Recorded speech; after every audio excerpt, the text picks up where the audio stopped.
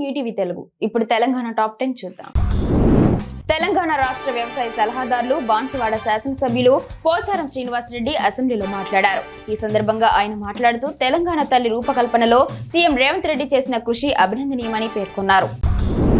కేసీఆర్ సుదీర్ఘ పోరాటం 11 రోజుల ఆమరణ దీక్ష వల్లనే రాష్ట్ర ప్రకటన వెలువడిందని వనపర్తి మాజీ ఎమ్మెల్యే మాజీ మంత్రి సింగిరెడ్డి నిరంజన్ రెడ్డి అన్నారు. తెలంగాణ ప్రకటన వెలువడిన రోజును డిసెంబర్ 9న దీక్షా దివస్ జరుపుకుంటున్నామని పేర్కొన్నారు. దీక్షా దివస్ సందర్భంగా గోపాల్పేట మండల కేంద్రంలో తెలంగాణ తల్లి విగ్రహానికి పాలాభిషేకం నిర్వహించి పూలమాలలు సమర్పించి నివాళులర్పించి మహనీయులను స్మరించుకున్నారు.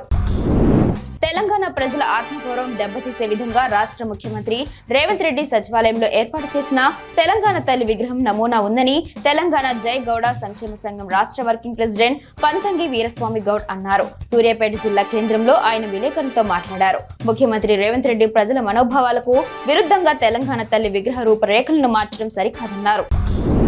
కాంగ్రెస్ పార్టీ ఏడాది పాలనపై ప్రజలు నిరాశ నిస్పృహలతో ఉన్నారని మాజీ మంత్రి సింగిరెడ్డి నిరంజన్ రెడ్డి అన్నారు. వనపర్తి జిల్లా గోపాల్పేట మండల కేంద్రంలో తెలంగాణ రాష్ట్ర ఏర్పాటు ప్రకటన వెలువడిన రోజు సందర్భంగా దీక్ష దివస్ కార్యక్రమాన్ని జరుపుకున్నారు. తెలంగాణ తల్లి విగ్రహానికి పాలాభిషేకం చేశారు. కాంగ్రెస్ అధికారంలోకి వస్తే 100 రోజుల్లో ఆరోగ్యానికి పథకాలు అమలు చేస్తామని చెప్పి మాట తప్పారని మండిపడ్డారు. ట్రైన్ జర్నీలో తాము పోగొట్టుకున్న సెల్ ఫోన్లను రైల్వే పోలీసులు రికవరీ చేసి ప్రయాణికులకు తిరిగి ఇచ్చారు. ఈ మేరకు 110 ఫోన్లను బాధితులకు అందించారు. ఈ మేరకు కేసుకు సంబంధించిన వివరాలను మెట్టుగూడలోని రైల్వే ఎస్పీ ఆఫీసులో రైల్వే డీఎస్పీ జావేద్ వెల్లడించారు. 2 నెలల వ్యవధిలో సుమారుగా 870 సెల్ ఫోన్లు రికవరీ చేసినట్లు తెలిపారు. కొత్తకోట మండలం కనిమెట్టు గ్రామంలోని హరహర అయ్యప్ప క్షేత్రం అయ్యప్ప శరణు ఘోషతో దద్దరిల్లింది. గురుస్వామి గోపి ఆధ్వర్యంలో మెట్ల పూజ చేశారు. అనంతరం అయ్యప్ప స్వాములకు మహాపడి పూజ కార్యక్రమం నిర్వహించారు. ఈ కార్యక్రమానికి దేవరకద్ర మాజీ ఎమ్మెల్యే ఆళ్ల వెంకటేశ్వర్ రెడ్డి, కొత్తకోట మాజీ ఎంపీపీ గుంతా మౌనిక, పరిసర ప్రాంత ప్రజలు హాజరయ్యారు. ఆలయ ప్రాంగణం భక్తులతో కిక్కిరిసిపోయింది. అందోల్లోని పెద్దచెర్ల పాఠశాలలో గుర్తు తెలియని వ్యక్తులు పాఠశాలలో మన అమ్మ ఆదర్శ పాఠశాల కింద ఏర్పాటు చేసినటువంటి పాఠశాలలోని కుళాయిలను గుర్తు తెలియని వ్యక్తులు ధ్వంసం చేశారు. పలుమార్లు ఇటువంటి విషయాలను ప్రజల దృష్టికి తీసుకుని వెళ్లినా కానీ ఎవరూ గుర్తు తెలియని వ్యక్తులు పాఠశాలలో 5 కుళాయిలను ధ్వంసం చేశారు.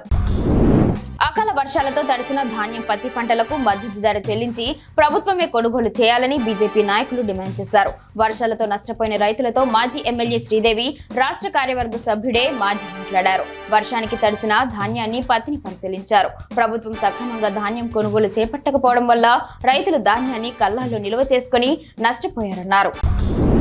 సిద్దిపేట జిల్లా దుబ్బాక నియోజకవర్గంలో చెరుకు శ్రీనివాసరెడ్డి క్యాంప్ కార్యాలయంలో అయ్యప్ప పడి పూజ మహోత్సవ కార్యక్రమం విజయవంతంగా నిర్వహించారు. ఈ సందర్భంగా చెరుకు శ్రీనివాసరెడ్డి కుటుంబాన్ని దుబ్బాక బ్లాక్ కాంగ్రెస్ అధ్యక్షులు పాతూరి వెంకటస్వామి గౌడ్, కాంగ్రెస్ పార్టీ నాయకులు శాలువాతో సత్కరించారు.